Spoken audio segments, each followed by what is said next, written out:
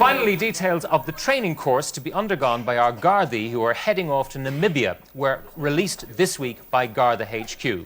They'll be taught tracking through the jungle, hand-to-hand combat, and, believe it or not, cookery. Well, we've persuaded the Garda Chef to come in and give us a demonstration from the course. Chef.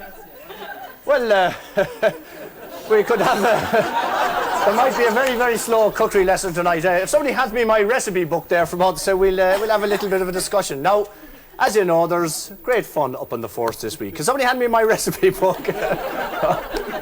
Everybody's on strike tonight.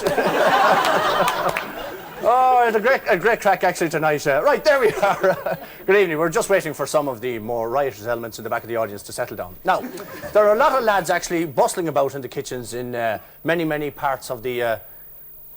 many parts. Very, very rough audience. Up in the kitchens in the park. And that steady down now. We've had a lot of trouble. One of the lads actually, he was doing his cookery and one of the soufflés didn't rise for him, so he had it done for loitering in an oven without intent. Seriously, Platt. I suppose you could call this real Cordon Bleu cooking, as it were. We are the thin blue line.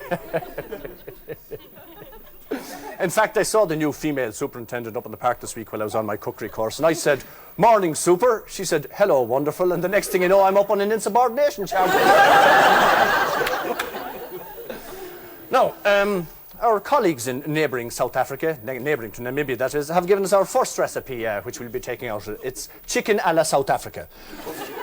Handy little recipe this. First, find one good-sized chicken and arrest it for threatening the security of the state.